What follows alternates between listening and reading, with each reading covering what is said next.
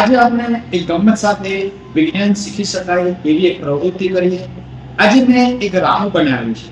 એ રામુ તમે જો ખોટું બોલતા હશો તો એ તરત રિએક્શન આપશે. આપણે શીતલને બોલાવીએ. શીતલ, તું આજે ચા પીને આવી છે?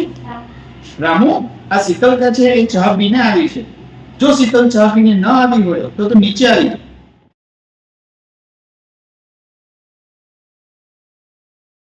એટલે એનો મતલબ કે શીતલ ખોટું બોલે છે.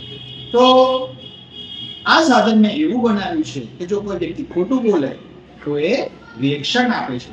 ચાલ રામુ, ઉપર આવી જાજો. ની અંદર રહેલું ડ્રોપર કેવી રીતે કામ કરતું હશે તો આપણે જોઈએ.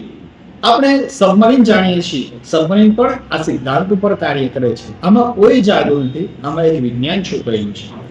આ એક એવું સાધન બનાવ્યું છે કે આ બોટલને જ્યારે હું દબાવીશ ત્યારે એ ડ્રોપર નીચે આવશે અને જ્યારે હું એને છોડી દઈશ ત્યારે ડ્રોપર ઉપર જશે. તમે આ સાધન તમારા ઘરે પણ બનાવી શકો છો. આ બનાવવા માટે તમારે એક ડ્રોપર, એક પાણીની ખાલી બોટલ, પાણી અને એક વજનવાળી વસ્તુ જોઈશે કે જે ડ્રોપરને કરવામાં મદદ કરશે. આની મદદથી તમે આ સાધન બનાવી શકો છો. આ સાધન કામ કેવી રીતે કરે છે તે આપણે સમજીએ.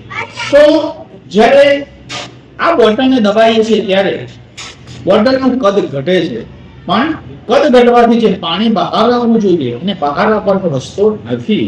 એટલા માટે એ પાણી ડ્રોપરની અંદર દાખલ થાય છે અને ડ્રોપરની અંદર પાણી દાખલ થવાને કારણે એની ઘનતા વધે છે.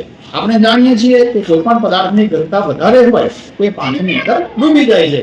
અત્યારે આ ડ્રોપરની ઘનતા પાણી કરતા ઓછી છે, પરંતુ જ્યારે એને દબાવવામાં આવે છે ત્યારે પાણી અંદર દાખલ થવાને કારણે ડ્રોપર ડૂબી જાય છે. આપણે જાણીએ છીએ કે ઘનતા બરાબર દળ છેદમાં કદ. અહીંયા વોલ્યુમ ઘટે છે પણ માસ વધવાને કારણે આ ડ્રોપરની ઘનતા વધે છે અને ડ્રોપર તેની આપોઆપ નીચે આવી જાય છે.